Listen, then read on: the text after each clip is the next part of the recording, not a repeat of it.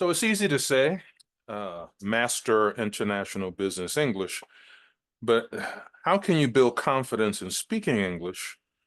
Remember, this is your second or third language, right? During a high stakes business presentation or client discussions. What strategies can help you understand and adapt to different English accents and communication styles in global business settings? So we're going to tackle these issues. I'm going to share some tips and tricks and strategies today. But first, welcome everyone and good day to all. This is another learning session from Business English Success Strategies, a part of Mastering English Communication. And today, as you can see from the title, our subject is going to be Mastering International Business English. We're going to touch on the challenges and how to overcome them so you can be more successful. And also hang in there because we're going to have a special bonus at the end. It's not going to cost you anything. So hang in there. And these lessons are most appropriate for intermediate and advanced users, but everyone is welcome. And I think you're going to get a lot out of it. All righty. Enough introduction. Now, let's get started.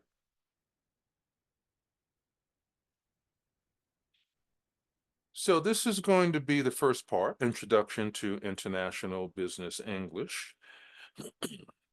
And we're going to look at how are you going to unlock success through effective communication, right?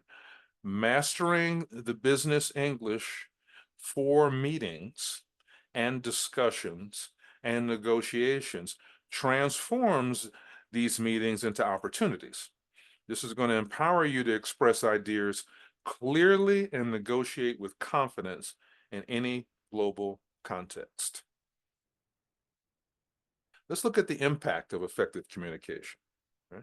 It's crucial for successful international business interactions. It's going to give you a competitive advantage, potentially, over the others that you're competing with.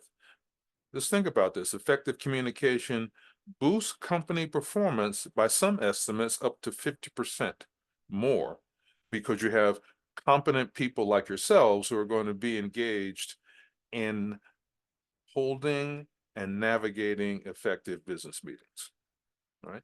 You're going to ensure clarity and impact in your discussions. And there's going to be, what's the best way to put it? You're going to have positive business outcomes. So effective communication leads to better negotiation results. These are essential skills for confidence, right? And obviously, you're not going to be successful consistently without confidence. So you're going to understand the communication strategies that you want to use. You're going to understand the negotiation tactics you're going to use, and you're going to master these key strategies for successful negotiations. You're going to understand meeting etiquette, right? You're going to understand global standards for professional interactions, but you're also going to be sensitive to the nuances in some cases, not expert, but sensitive to the nuances in different cultural environments. You're going to equip yourself to engage and be assured that you can engage properly. And then you're going to recognize, as I say, the cultural nuances in business discussions. Now let's take a look at some of the challenges of language barriers and cultural differences. Oh, and if you like where we're going with this, please do us a favor and give us a like. We'd appreciate it. Thank you. So the reality of language barriers in business is that if you may have different people from different cultural backgrounds sitting around a table, and English is not their first language, even though they may be very good at English, right? So language barriers, you have to be aware that they can pop up along with the cultural nuances. So you want to be aware of them because you don't want them to bring frustration to the event, right? You don't want to risk your your connections and your opportunities. So you want to embrace these, you want to embrace some of the cultural nuances to foster trust and ensure you're being clear in your interactions. Now, it's a double-edged sword, right? Different cultures have different meanings to different things. So you want to know what some of those subtleties are in the context of your business interaction. Cultural contexts matter. You don't want to in an unintended way, offend someone. Misinterpretations can offend international partners. Once again, just a small amount of cultural understanding helps you avoid this. So you want to be ready for it. And then critical need for awareness. You want to adapt communication styles, so tailor your approach. Remember, whether it's English is your native tongue or your second language, you want to make sure that you're looking to build trust. People do business with people they trust. And then you want to foster that trust and build rapport. That's effective communication. You want to look at building bridges by adapting communication styles. When you adapt your style, you're fostering trust, as I just mentioned. You're limiting or mitigating misunderstandings, and you're unlocking opportunities. So as a professional, you're empowering yourself and your team to connect more deeply across cultures. Now let's look at the role of effective communication building and building trust, or effective communication in building trust. Effective communication transcends language. Remember, we communicate with more than just the words that come out of our mouth. It requires grasping some of the nuances and the expressions, body language, things like this, essential for fostering trust and credibility in international business.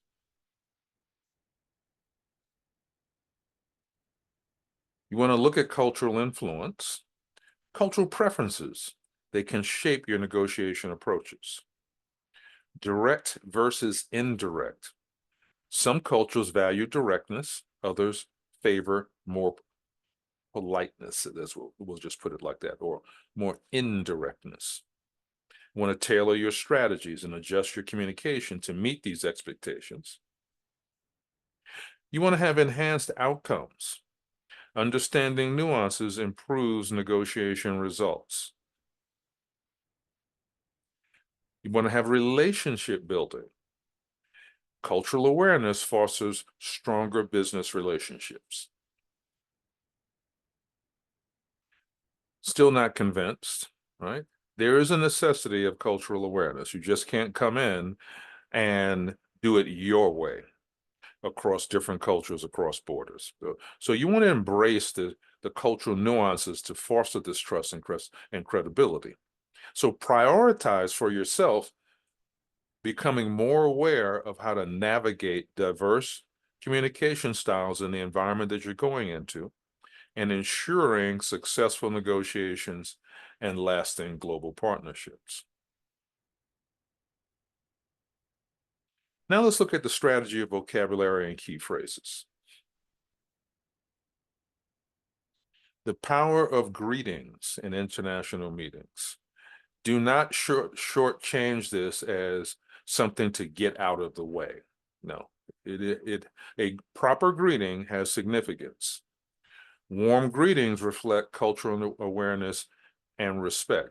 And once again, warmness in the context of the culture that you're going into. Trust building. Greetings enhance trust among international partners. It creates a positive atmosphere and a more friendly tone that may be helpful when later on when things potentially could get a little tense. You can come back. This is one of the things that can draw you back to cooperation. And then look for illustrative, or depending on how you want to pronounce it, illustrative greetings that showcase diverse cultural practices. A simple search across the internet will bring up many examples in the context you're looking for. You want to understand high context versus low context cultures. So in this case, high versus low is not a negative or a positive, it's just context. Understand how high context cultures value relationships while low context cultures prioritize directness. Tailor your communication strategy to foster that trust and efficiency in your international meetings. As you tailor your communication strategy, you're going to recognize the differences in the communication styles. You're going to adapt your approach based on the cultural priorities as well as the business priorities. You're going to implement strategies that will be effective specifically for international interaction. And you're going to equip yourself for various business settings. Let's look at some effective communication strategies. I mentioned a little bit earlier, body language. Right? Effective nonverbal communication is a must, right? It's crucial for establishing rapport and trust within the context of the culture that you're going into. Maintaining eye contact shows engagement and confidence in conversations. But in some cultures, you're going to have to adjust the eye contact because there may be cultural significance to it that's different from yours. Use open gestures, promotes openness and approachability in interactions. Right? Friendly facial expressions enhance warmth and connections with others, once again, within the context of the culture. And you want to look to foster smoother interactions, which no doubt will improve your communication and collaboration internationally. This is critical, active listening. So let me just state straight out, active listening is not waiting for the other person to be quiet. It's actually listening. And so you want to master active listening. Once again, a simple search on the internet will bring up many tools to help you work towards this a more active listening style. You want to look at paraphrasing, asking questions, and acknowledging. This is all part of active listening. If you're not quite following what I'm talking about, this is why you want to go online and Google some of the free tools that are available for this. This will help you build trust and respect, and it will be essential for thriving in diverse business environments. Humor and irony. Okay, so you don't want to be what we call in English, what us native speakers call a stick in the mud, right?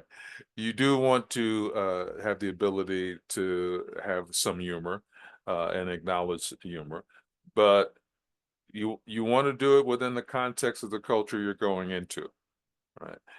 You have to be very careful that your humor, right, while well-intended and could be extremely funny and welcome in your home country, is not something that when you go into this into the new cultural environment is seen as offensive. Right? So you don't want to have that misunderstanding. Irony, very easy to misinterpret across cultural lines, so keep it simple. Cultural awareness, understanding cultures, is vital for effective communication, right? Avoid ambiguity. Steer clear of vague jokes and sarcasm. Strengthen connections. Recognize risks to build career international relationships. And by the way, this is good advice in your native tongue and in the new or different cultural environment that you're in. Let's look at some more advanced negotiation techniques. Master anchoring and reframing to enhance your negotiation power. Maintaining composure while securing favorable outcomes in international business contexts. Never heard of anchoring and reframing? All right. Once again, do your internet search. You will very quickly turn up free resources and ways to practice and gain knowledge on anchoring, and reframing. Of course, they're paid resources, but I always like to be budget friendly. Anchoring technique. You set reference points to influence outcomes that you know these reference points will resonate in the cultural environment that you're in. Depends on what it is. Right?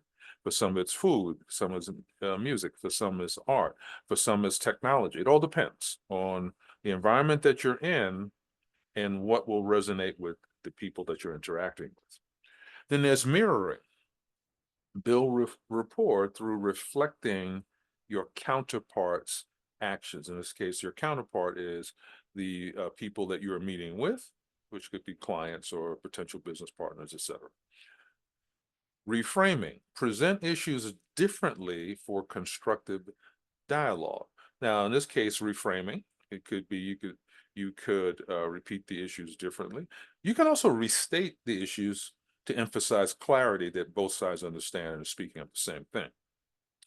And then enhancing composure, maintain calmness under negotiation pressure. Complex negotiations. This is where you really want to employ anchoring, mirroring, and reframing to elevate confidence and secure success in high stakes negotiations, even when things get tense.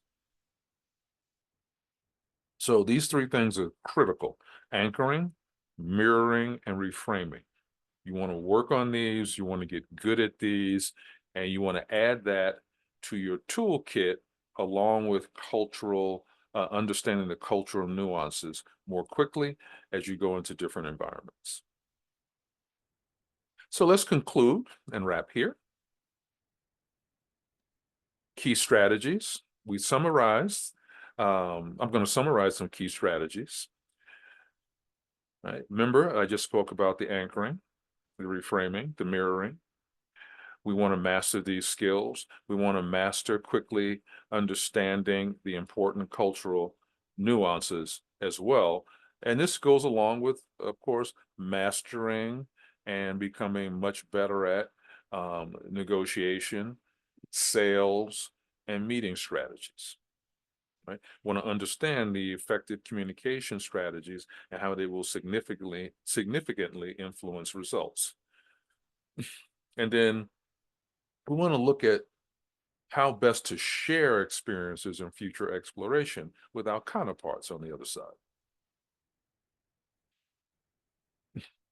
Mastering international business English, which you should always be working on, either with a coach or in a class or through an online course.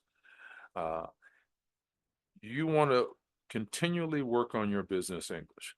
And I will actually say this to native speakers as well when I'm having conversations with them. Your language is not static. Always be looking to up-level it and transform it to make it better. It will drive collaboration, which drives success and builds relationships across diverse cultures. Want to engage and share experiences within the context of the environment that you're in. It will help you connect and collaborate. Right? Sharing personal experiences will help people understand you and get to know you better. Have a process of continuous learning. So I just mentioned this. You always want to be up-leveling. But do it with purpose. Don't do it as an accident. And you want to build connections with fellow professionals as a way of up-leveling. And then enhance your confidence in international negotiations by doing the things that we've mentioned in this session. So I promised you a bonus, and here's your bonus. Right? We have language tools that I'm going to recommend. This is not the list here is not the final list. There are many tools available. So of course, do your research, but I'm going to mention some that I have found useful and that will be useful to you. Grammarly is excellent. I have no financial relationship with these people, right? But this will help improve your written communication and it's very easy for written communication to offend someone. So understand, and also look at my video. I have done a video on email communication. I will be doing more moving forward in the future, so keep an eye out for those. Obviously, Google Translate is there, but that's a tool to be used that does not replace you improving and from a continuous learning perspective and implementing that business English that you're spending time and effort to learn. Cambly is an online tutoring platform with native speaking tutors to improve your business English. Zoom interpretation feature, now this one's paid, but it is valuable, provides real-time language interpretation during virtual meetings. Once again, this is a tool. Don't make it something that you're depending on 100% of the time. Nothing is going to replace you having a solid background in business English and continuing to develop it. And then BBC Learning English, which is free. Free online resource for improving English listening, speaking, and vocabulary. Okay, so that's it for this session. I hope that you have found this content useful. So if you have, please like the video, please subscribe, and use the notification bell when you know that we have new content coming out. And of course, share. If you found it valuable, you may have colleagues, friends, family that you feel will benefit from it as well. All righty. See you next time as we continue our linguistic adventure together. Take care.